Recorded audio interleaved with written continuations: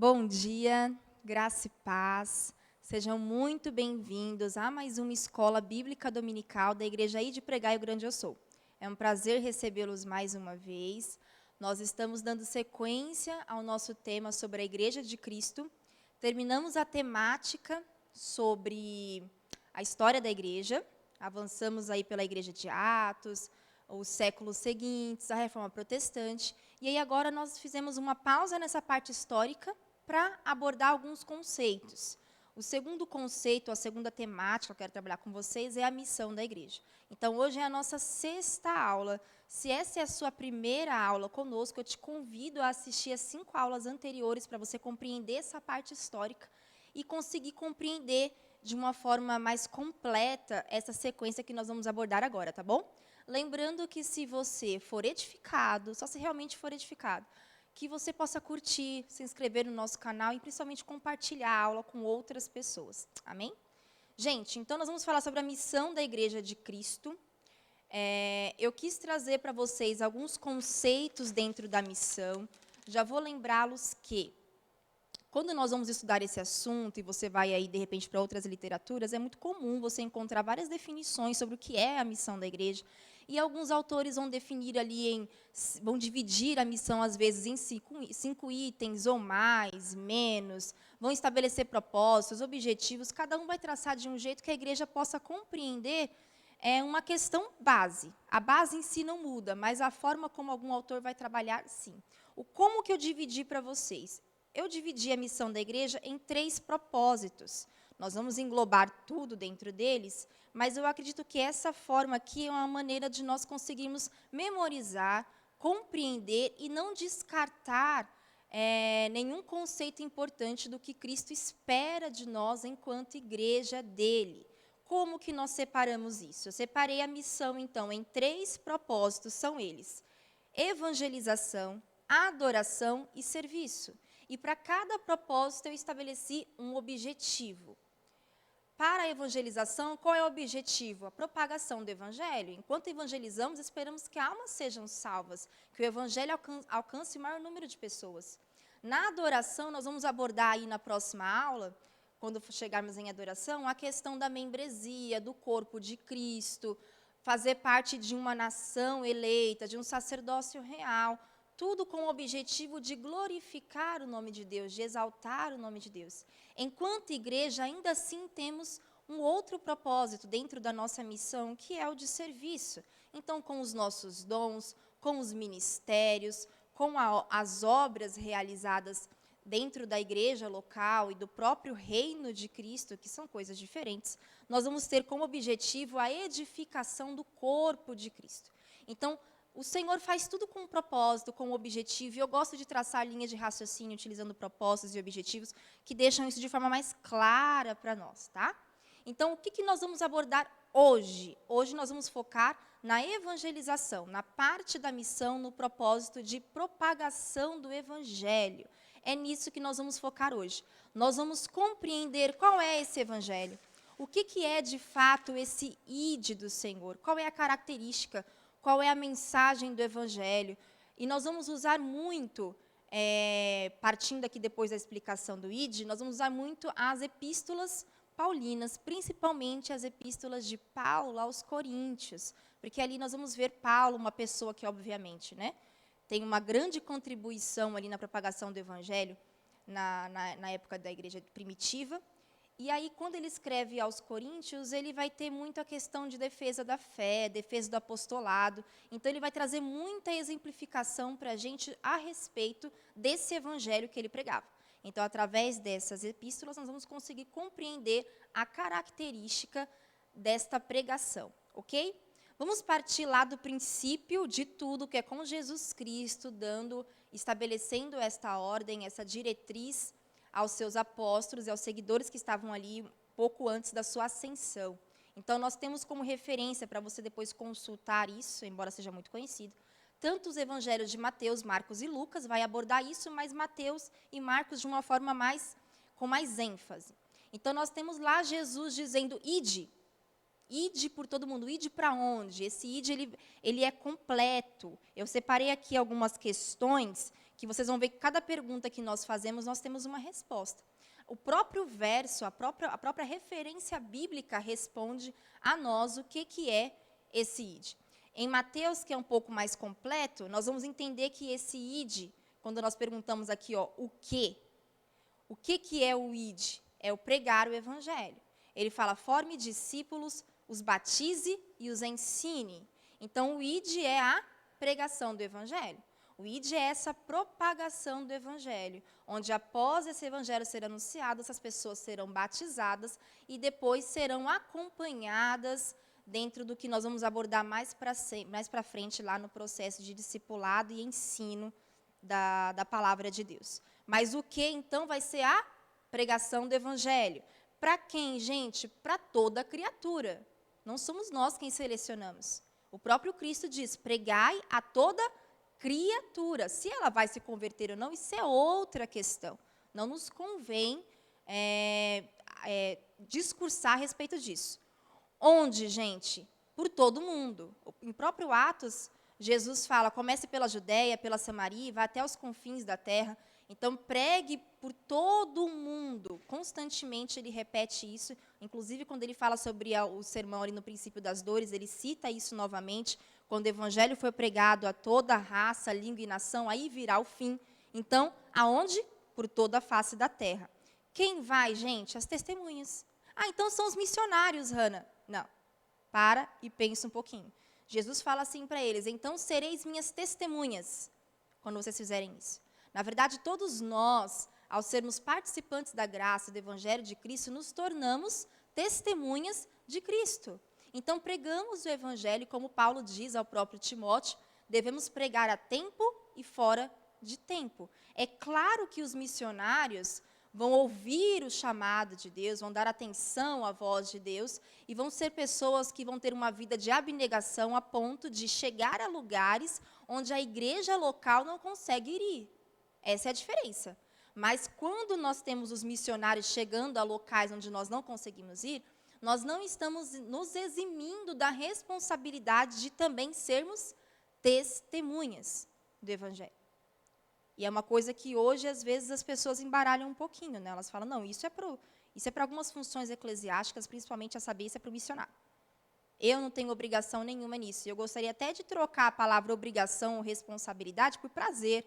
Porque quando eu sou impactado pela graça, isso é tão simples e automático que eu passo a ser uma testemunha o tempo inteiro da graça de Deus, tá? Então, quem vai? Nós.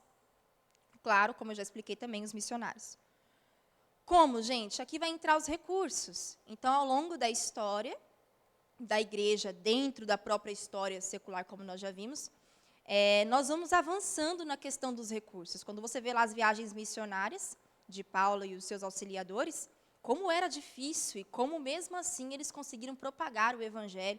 Paulo ali pela Ásia Menor, por algumas regiões da Europa, como foi grande a contribuição deles, mesmo sem recursos que nós temos hoje. Então, hoje nós temos, por exemplo, a internet que nos auxilia.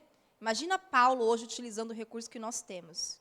Eu acho que ele ficaria doidinho, né? Mas ele foi na chinela mesmo, no navio, a coisa era bem diferente. Nós temos a questão da manutenção. Então, se eu não sou um missionário que consigo ir a um local longínquo, eu preciso sustentar, segurar essa corda, sustentar esse missionário. Algumas igrejas vão ter uma estrutura onde elas vão conseguir ter uma base missionária, outras vão ajudar outras bases, mas nós vamos nos apropriar dos principais recursos, do que tiver ao nosso alcance para que esse evangelho seja pregado. E para quê? Obviamente, a finalidade não é nos tornarmos conhecidos, como a gente vai ver isso na própria característica da pregação de Paulo. Nunca é nos promover, seja enquanto indivíduo ou enquanto denominação local. A ideia sempre vai ser o quê? Salvação, que mais pessoas cheguem ao conhecimento de Cristo. Poxa, Hannah, é mesmo fundamental que eu compreenda isso? Indispensável. E você vai ver ao longo da aula como nós nos embaralhamos em algumas coisas e o que deveria ser simples em algumas questões, nós dificultamos. E se nós não formos uma igreja que cumpre o ID do Senhor, observando tudo isso, nós estamos nos perdendo em um dos propósitos da missão da Igreja de Cristo. E o Senhor nos estabeleceu na terra para que consigamos fazer isso com resultados efetivos. Ok? E isso compreende é uma análise da palavra do Senhor. Então, sobre este evangelho, o que é este evangelho? Se você nunca leu todas as referências que eu vou abordar aqui, eu te convido a anotá-las e ler. Por quê? Eu vou comentar sobre algumas eu vou ler alguns trechos, mas é muito importante que você compreenda que esta aula tem toda uma base bíblica, ok? Não são coordenadas, não são dicas, não são estratégias, nós estamos utilizando a palavra, ok? Romanos 10, quando Paulo escreve ali aos Romanos, do verso 1 ao 15, ele vai trazer algo muito importante. Ele vai falar a respeito dos judeus que estão rejeitando a palavra, mas eu queria frisar com vocês o verso 14 e 15, até coloquei um esqueminha aqui, vai aparecer o verso na lousa para vocês, mas quando eu falo sobre a pregação do evangelho, é muito importante que a igreja não se omita, por isso eu coloquei aqui, sem omissão. Essa omissão, ela vai impactar, se a igreja se omitir na pregação do evangelho, ela vai impactar diretamente quem irá invocar, quem irá crer, quem irá ouvir, quem está pregando e quem foi enviado. Porque o texto diz assim: como invocarão se não creram? Como crerão naquele de quem nada ouviram? Como ouvirão se ninguém pregou? Como vão pregar se não foram enviados? É isso que o texto de Romanos está abordando. Então, olha a importância da igreja de não se omitir nisso. De alguma forma, ela vai estabelecer recursos, ela vai se engajar na propagação do evangelho, porque a palavra do Senhor diz, inclusive o próprio texto diz que todo aquele que invocar o nome do Senhor será salvo. Como invocarão? Como crerão? Olha como isso impacta diretamente a questão da salvação. Então, primeiro ponto, a igreja não pode ser omissa. Nós não podemos nos apoiar e dizer, alguém está fazendo. Toda a igreja de Cristo, a igreja universal, representada pelas igrejas locais, devem cumprir de alguma maneira esse propósito da missão. Agora, esse eu quero ler com vocês. Nós vamos agora começar a destrinchar sobre o evangelho. Que evangelho é esse? Porque não é só ir, não é só começar a falar. Vai falar o quê?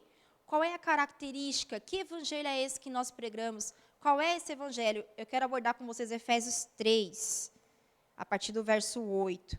A mim, o menor de todos os santos, me foi dada esta graça de pregar aos gentios o evangelho das insondáveis riquezas de Cristo. Primeira característica deste evangelho, ele é um evangelho de insondáveis riquezas. Que riquezas são essas, Hannah? Ele lista até um pouquinho, o próprio Paulo lista isso na própria epístola aos Efésios, um pouquinho antes. Ele fala que são riquezas de graça, são riquezas de glória, que nós fomos abençoados com infinitas bênçãos no mundo espiritual, nas regiões celestiais. Então, tudo que diz respeito ao evangelho são coisas que nós não conseguimos nem quantificar. Nós conseguimos qualificar, mas não quantificar, porque são insondáveis riquezas. Então, é algo que o Senhor nos destinou, que ele também diz no próximo verso, quando você lê o 9, é manifestar qual seja a dispensação do mistério, desde os séculos, oculto em Deus, que criou todas as coisas. Enquanto nós pregamos o evangelho genuíno, enquanto nós pregamos o evangelho que possui insondáveis riquezas, nós estamos manifestando o mistério de Deus, de coisas ocultas. Que mistério é esse, Hannah? O próprio mistério da vontade de Deus que foi revelada a nós, porque essa era a vontade do Senhor. O mistério sobre o reino dos céus. Lembra que Jesus falava com os apóstolos em parábolas, e com alguns seguidores em parábolas, e eles questionavam por que o Senhor só fala assim, por que o Senhor não é mais claro, não fala a nossa linguagem? Ele fala, porque algumas coisas que estão dispostas a vocês não são para todos. Há um mistério no reino dos céus, um mistério que é tão rico que o próprio Jesus fala, cuidado para não lançar essa pérola aos porcos. Olha quantas coisas tem nesse evangelho. Então, esse evangelho por si só é um evangelho rico, cheio de coisas que nós não conseguimos, posso até colocar uma listinha aqui, mas seria ínfime. Nós não conseguiríamos listar, de fato, as grandezas desse evangelho. E aí, no 10, ele fala assim, para que... É interessante porque esse texto de Efésios, ele consegue estabelecer o que eu gosto de usar, que é propósito, objetivo e finalidade. O propósito, apresentar as insondáveis riquezas nesse evangelho, com o objetivo de manifestar coisas que estavam ocultas de séculos em séculos.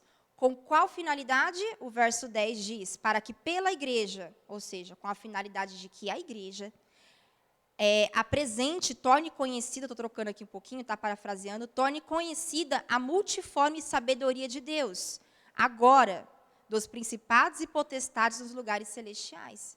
Então, olha só, enquanto a igreja prega o evangelho, que é o evangelho das insondáveis riquezas, o evangelho que traz à tona o que estava oculto, a igreja ainda manifesta a multiforme sabedoria de Deus, só de forma terrena, no próprio mundo espiritual. Olha o impacto que a igreja tem no mundo terreno e no mundo espiritual, enquanto ela anuncia o evangelho da salvação. E aí, quando nós avançamos mais um pouquinho, aí você me pergunta assim, poxa, Hannah, se o evangelho é tão cheio de riquezas, se o evangelho são as boas novas e tem tanta coisa que nós não conseguimos nem mensurar, se o evangelho muda por completo a história da humanidade, a história de quem recebe a graça, por que o mundo não quer? Por que o mundo se opõe, principalmente hoje, com o passar dos tempos? O próprio Cristo falou que o amor de muitos se esfriaria. Por que ninguém quer esse evangelho? Por que está tão difícil? Por que há uma barreira espiritual tão grande? Isso nós compreendemos quando o próprio Paulo fala ainda em Coríntios. Então, lá em 2 Coríntios 4, Paulo vai falar sobre algo importante que é a revelação do evangelho. O evangelho nos foi revelado, o evangelho ele veio à tona. A luz resplandeceu sobre nós. Só que há uma oposição sobre a revelação deste evangelho, sobre quem está nas trevas. Isso nós vemos lá em 2 Coríntios 4, onde nós lemos, eu vou ler aqui 2 trechos com vocês, nos quais o Deus deste século cegou o entendimento dos incrédulos. Quem é o Deus deste século, gente? Satanás. Ele é o grande opositor. Lembra? Como é que ele se opõe em relação à propagação do evangelho? Ele se opõe cegando o entendimento daquele que não crê. Os incrédulos são aqueles que não creem. Então, ele cega o entendimento. Ele tem suas estratégias também. E aí, ao cegar o entendimento, nós continuamos lá, para que não lhes resplandeça a luz do evangelho da glória de Cristo, qual é a imagem de Deus. Quando ele se opõe à revelação do evangelho, ele sabe que quando esse evangelho ele é revelado, a pessoa de Jesus Cristo é revelada no evangelho. A grandeza de Jesus Cristo, o poder de Jesus Cristo, a obra de cruz, a sua ressurreição, a graça, tudo que envolve a pessoa de Jesus Cristo é manifesta na revelação do evangelho. Por isso ele se opõe. Ele não quer ninguém se achegando a Cristo, consequentemente se achegando à graça. E é por isso que você vê que não tem como, quando as pessoas não são alcançadas, quando não há iluminação disso, elas não conseguem ter uma compreensão exata sobre quem é Jesus. Você vai ver muitos simpatizantes, inclusive, de Jesus, e dizendo coisas bonitas a respeito dele, mas você não vai ver pessoas dizendo que Jesus Cristo é Senhor, como o próprio Paulo fala também em outras epístolas, se não for através da revelação de quem? Do Espírito Santo. É uma revelação que ocorre sobre nós e que ele se opõe para que elas fiquem cada vez mais presas nas trevas. Então, por isso que a evangelização ela é árdua. A evangelização genuína, trazer a pessoa de Jesus Cristo dentro do evangelho. O evangelho verdadeiro apresenta a pessoa de Jesus Cristo. É desse evangelho que eu estou falando. Esse evangelho vai ser árduo? Vai ser árduo. Vai ter muita oposição, porque ele não quer que as pessoas cheguem ao pleno conhecimento de quem é Jesus. E aí é onde nós não podemos, mesmo com toda essa oposição espiritual das trevas, nos rendermos. Porque Jesus Cristo continua sendo a pessoa principal da pregação do Evangelho. Jesus Cristo, vou frisar isso mais uma vez, não são as circunstâncias. Não necessitamos utilizar as circunstâncias para apresentar o Evangelho, embora também não vamos desprezá-las. Mas a pessoa de Jesus Cristo está em destaque nesse evangelho. Então, quando eu falo que Jesus Cristo é a pessoa do evangelho, logo em seguida eu preciso compreender qual é essa mensagem. Eu vou falar o que a respeito de Jesus? Que Jesus é esse? É o Jesus que eu tenho a ideia? É o Jesus da minha concepção subjetiva? É o Jesus que eu criei na minha mente? É o Jesus que um dia me foi apresentado, mas que eu de fato não via ele na Bíblia?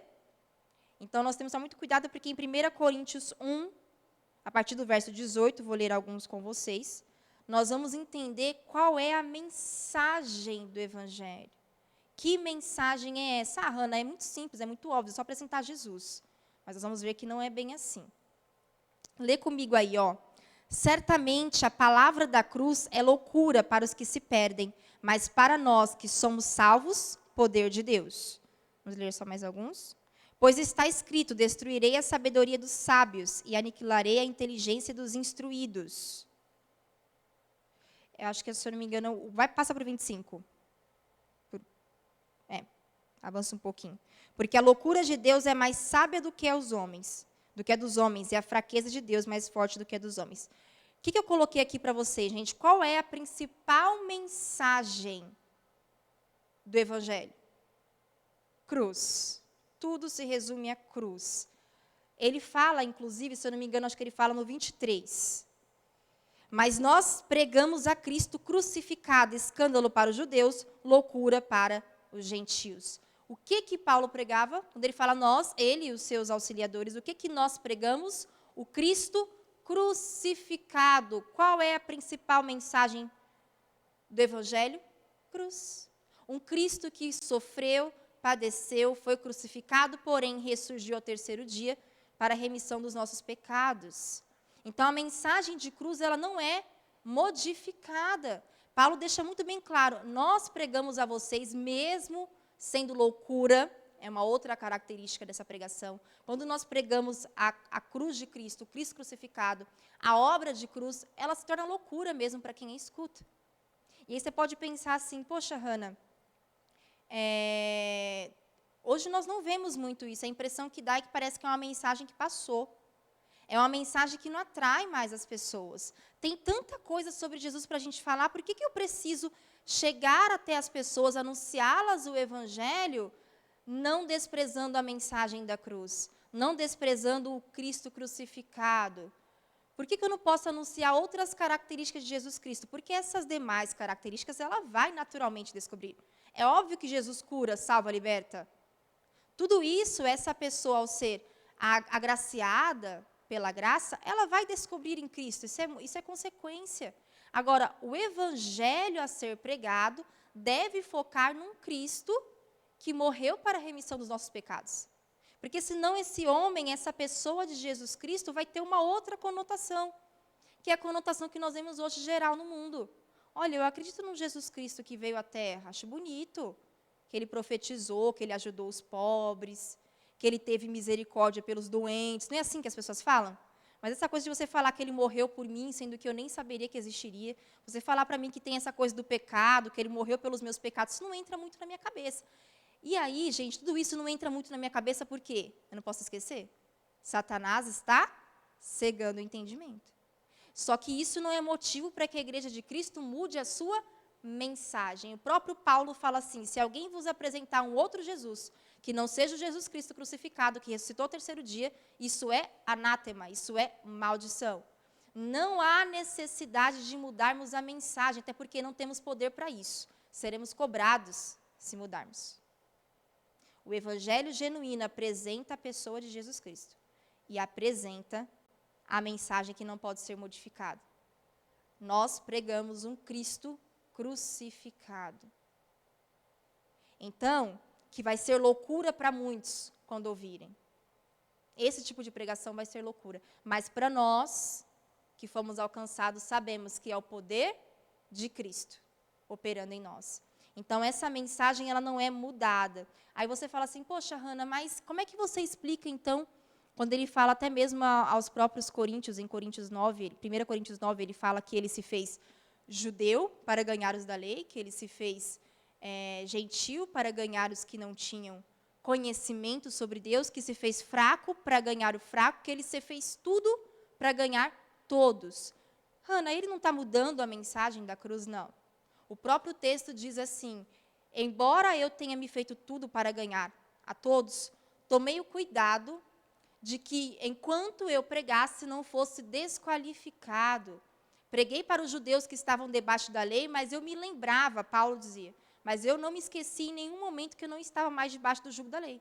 pregava para os que não tinham Deus como se fosse como eles, mas sem me esquecer que eu estava debaixo da autoridade de Cristo. O que Paulo faz nesse texto, e algumas pessoas acabam tirando o texto fora do contexto, Paulo não está mudando a mensagem do Evangelho, Paulo está apenas usando estratégias de aproximação das pessoas, considerando, claro, sua cultura, sua questão social, sua questão política, econômica, mas nunca utilizando essas circunstâncias para anular ou para modificar a mensagem. Tanto que, se eu não me engano, nesse próprio texto, nesse texto aqui, em 2 Coríntios 4, ele fala, vamos tomar cuidado para não adulterarmos a palavra de Deus, para que a minha consciência esteja livre de qualquer atitude que eu venha falar ou tomar que adultere a palavra de Deus. Então, Hannah, então hoje não há necessidade de mudar a mensagem para que as pessoas se acheguem a Cristo? Não, nós não temos esse poder. A mensagem vai ser sempre a mesma, há 2000 anos. Cristo crucificado. Cristo morreu sem pecado, sacrifício perfeito, para que nós tivéssemos acesso à graça, ao favor imerecido. Ok? Então, tudo se resume a Ele. Eu não posso falar que nós vamos ressuscitar, que nós temos a vida eterna. Podemos, mas por que temos a vida eterna? Porque Ele é a primícia dos que dormem. Não posso falar que Jesus Cristo liberta, que Ele levou, que Ele nos cura de todas as enfermidades. Claro, mas por quê? Porque sobre o madeiro Ele levou sobre si todas as nossas enfermidades. Está vendo como tudo volta à cruz? Se eu tiro a cruz, eu tiro a essência. Então, o Evangelho foi modificado. Então, o que nos resta? Preservar a mensagem da cruz. E aí, gente, já ainda aprofundando aí, falando mais um pouquinho, esticando essa questão da apresentação do Evangelho, 1 Coríntios 2, do 1 ao 16, nós não vamos ler, porque é um texto grande, mas nós lemos ali, nós vemos Paulo expondo que a maneira como eu apresento essa mensagem, ela vai dispensar itens que nós achamos que são necessários, como, por exemplo, sabedoria humana. A mensagem do Evangelho, ela dispensa qualquer sabedoria humana, como o próprio Tiago fala que existe uma diferença entre a sabedoria humana e a sabedoria divina. Então, ela não está apoiada no intelecto humano. Ela não está apoiada na capacidade que nós temos de compreender determinadas coisas, apesar do Senhor ter nos dado essa característica diferenciada no ser humano. Mas ela não se apoia em sabedoria humana, não é mais uma filosofia, não é mais um conceito, não é ciência, não é mais uma ideologia. O Evangelho é a manifestação de Deus. Ela dispensa qualquer persuasão, porque Paulo fala, nós não viemos com nenhuma maneira persuasiva. A nossa intenção não é convencer vocês, utilizando da maneira como nós falamos, pedindo para vocês observarem alguma coisa em nós. Não é uma ideia de convencimento, não é uma roda de discussão. Vamos sentar aqui, vamos debater religiões, vamos ver quem consegue convencer mais. Até porque quem convence é o Espírito Santo. Ele vos convencerá, Jesus Cristo disse, sobre a justiça, o juízo e o pecado. Essa ação é do Espírito Santo, não é nossa. Então, nós não usamos de persuasão. Não, eu vou debater, e essa pessoa vai ser convencida porque os meus argumentos são mais fortes. Não é isso. E linguagem ostentadora, linguagem ostentada. Então, o Evangelho ele dispensa toda a questão de que quanto mais eu sei, quanto mais conhecimento eu tenho, quanto mais acesso à informação eu tenho, melhor eu sei utilizar esse Evangelho. Se fosse assim, somente as pessoas cultas teriam acesso e poderiam pregar o Evangelho de Cristo. Uma pessoa que, infelizmente, foi desprovida de acesso à educação, não conseguiu nem ser alfabetizada, se isso não fosse uma verdade, ela não poderia pregar o Evangelho. E não é isso que nós vemos. Os próprios apóstolos, quando nós vemos falar de Pedro, quando Pedro, no seu discurso de Atos, as pessoas questionam e falam, não é pescador? Não são indoutos? Não sabem nada e agora pregam com essa autoridade, com essa destreza, com essa linguagem? Como que isso é possível? A ação do Espírito de Deus. Então, o que o Evangelho ele vai manifestar, se apoiar? Na sabedoria divina. É o próprio Deus quem vem, por isso que nós lemos também Jesus Cristo falando, quando vocês se apresentarem a reis, a autoridades, não temam o que vão falar, porque o próprio Espírito Santo vos lembrará o que deveis falar. Tudo isso envolve uma manifestação divina e uma revelação do Espírito. Aqui é o texto que ele fala, que o homem espiritual vai discernir essas questões, porque ninguém teve acesso à mente de Deus. Então, quem vai trazer a revelação do Evangelho? O próprio Espírito de Deus. Então, a maneira como nós vamos apresentar o Evangelho, ainda que nós podemos sim, como Paulo, sermos estrategistas, observar a cultura, observar aonde a igreja local está inserida, qual é o contexto, qual é o cenário, mas, apesar disso, de utilizarmos disso, não necessitamos nos apoiar em sabedoria humana, em técnicas de persuasão, de convencimento e de nos preocuparmos com uma linguagem que mostra todo um avanço intelectual. Ok? O que nós precisamos é nos apropriar da sabedoria divina de Deus e permitir que o Espírito Santo traga à tona a revelação do que está oculto. Lembrando que tudo isso que eu estou falando, gente, nós estamos destinando esse evangelho a todo aquele que ainda não crê. Todo aquele que ainda não conhece a graça de Cristo. Estamos partindo de um princípio de que fomos alcançados pela graça, tudo isso aqui já está muito bem alicerçado em nós. Ok? O próprio Paulo fala, o evangelho que está encoberto para aquele que não crê, para os descrentes. O evangelho já foi revelado a nós, então não faz sentido nenhum determinados comportamentos contra o evangelho daquele que segue o evangelho. Ok? Ou obscuridade, falta de discernimento espiritual para aquele que já deveria ser chamado de homem espiritual.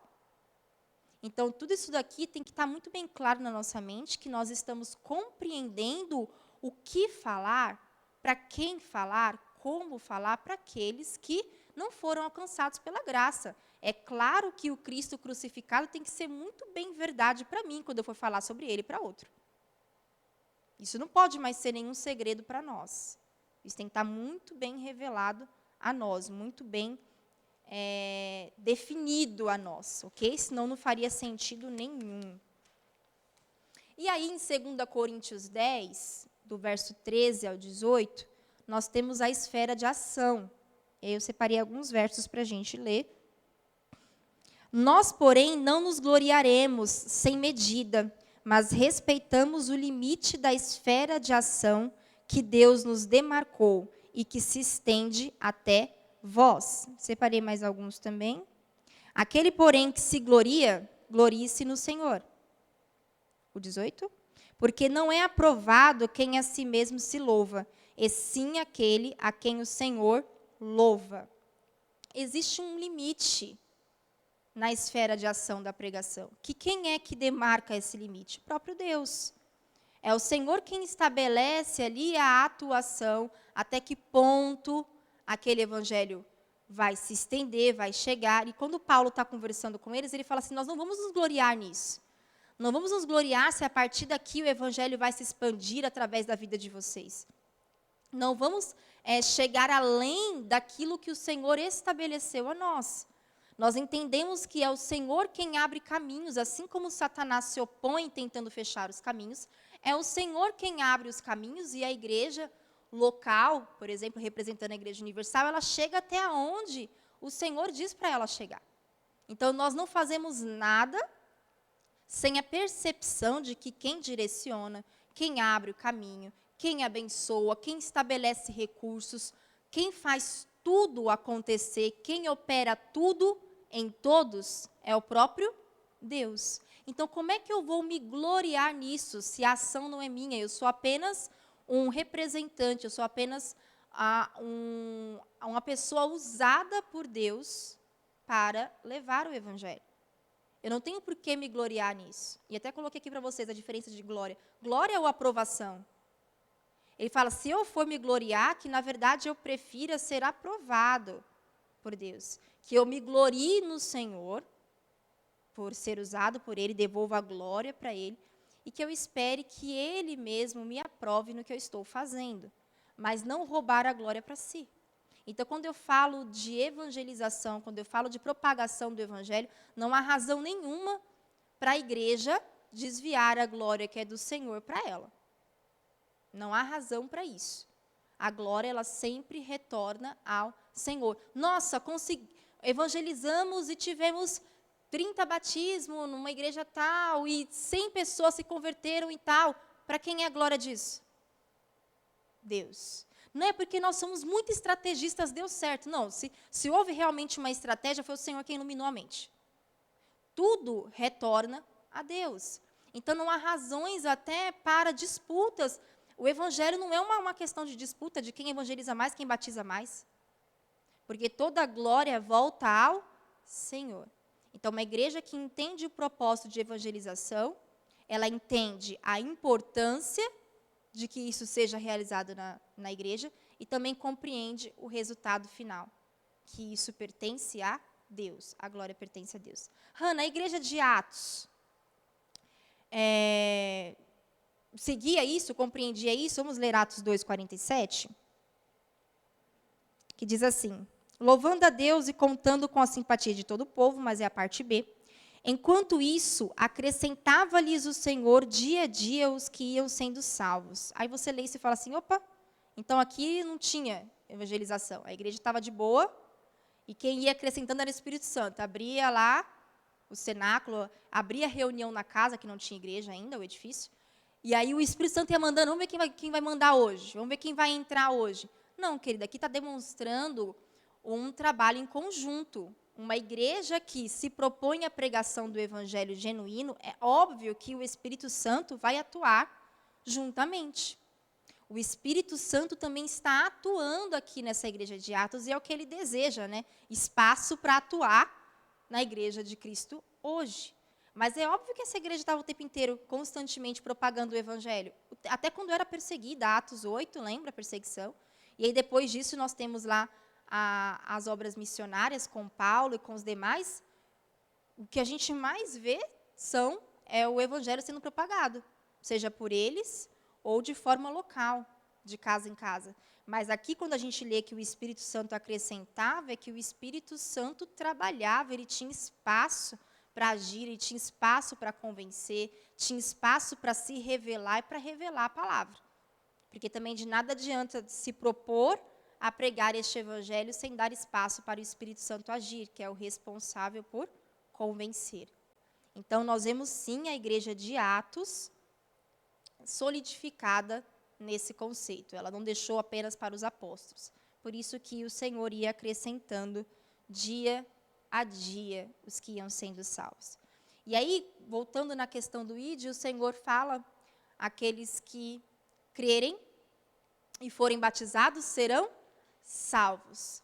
Quem não crer será condenado. Aí você fala, opa, então ele valorizou o batismo na parte A do negócio, e na parte B, em relação à salvação, ele não cita o batismo. Então, quer dizer que o batismo é uma coisa subjetiva, Hannah? Eu posso só crer e não ser batizado? Não é isso que ele está falando no texto. Né? Quem crer e for batizado será salvo, porque todo aquele que crê verdadeiramente, que recebe o evangelho genuíno da graça, não tem empecilhos para se batizar. Quem crer e for batizado será salvo. Ele une. Cristo está linkando, na verdade. Você crê, recebeu o evangelho da graça. Você fez a confissão de fé. Crê em Jesus Cristo como Salvador, crê no seu coração, confessou com a boca. Não tem empecilho para o próximo passo, que é o batismo. Por isso que quando ele fala na parte B, quem não crê será condenado, porque é muito óbvio, né, gente? Quem não crê não vai se batizar pelo quê? Vai se batizar no quê? Então, na verdade, não é que Cristo está anulando o batismo na parte B do que ele fala. Ele está apenas deixando claro que quando eu creio, é uma ação natural, como consequência, me batizar. Quando eu não creio, eu não vou me batizar. Não faz sentido. Agora, o batismo não é algo subjetivo, é uma ordenança de Cristo. Quem crer e for batizado. Então, ele fala, ide por todo mundo, anunciai o evangelho. Batizem. Então, é uma ordem. de Cristo. O batismo é uma ordem, não é algo subjetivo. Por que eu estou frisando isso com vocês? Porque se eu só falar da questão da pregação do evangelho, mas não lembrar que é uma responsabilidade da igreja batizar aqueles que reconheceram a graça, nós estamos anulando esse id. Então, o batismo ele é fundamental. Hannah, recebi a graça do Senhor, eu creio em Cristo, mas não consegui me decidir pelo batismo. Eu te convido a refletir que, na verdade, talvez você ainda não tenha se decidido pelo batismo. Na verdade, você ainda não se decidiu por Cristo. Porque o batismo não é garantia de salvação, mas ele é o testemunho da salvação. É a declaração de arrependimento, a declaração de que eu decido por Cristo. Eu decido a minha vida por Cristo e eu quero declarar isso publicamente, eu quero declarar a morte do velho eu. É uma declaração de arrependimento, como Pedro fala lá no discurso de Atos 2, perguntam para ele o que nos é necessário, então ele fala, se arrependam e se batizem por Cristo. Então, você vai ver na igreja inteira, na igreja primitiva, o batismo não sendo desprezado e o batismo relacionado diretamente com a pregação do evangelho genuíno. Se eu creio verdadeiramente no Cristo da cruz, se eu creio verdadeiramente na obra de cruz, se eu creio verdadeiramente num Cristo que ressuscitou ao terceiro dia, se eu creio num Cristo que sofreu, padeceu no meu lugar para que eu tivesse acesso à salvação através da graça, eu não vejo empecilho nenhum para me batizar. Agora, se eu não fui impactado diretamente por esse evangelho, tudo no meio do caminho se perde. E aí essa pessoa não consegue tomar a decisão. Ela não vê o porquê. Ela não foi impactada o suficiente para falar, eu quero esse batismo agora. Eu quero que acabe logo essa quarentena para eu voltar para a igreja, que não estamos tendo culto no momento, e me batizar, seja qual for. Porque ela não consegue mais, dá um desespero, assim como o eunuco com Felipe. Tem água ali, me batiza agora, não quero perder essa oportunidade. Por quê? Ele foi impactado pelo evangelho genuíno.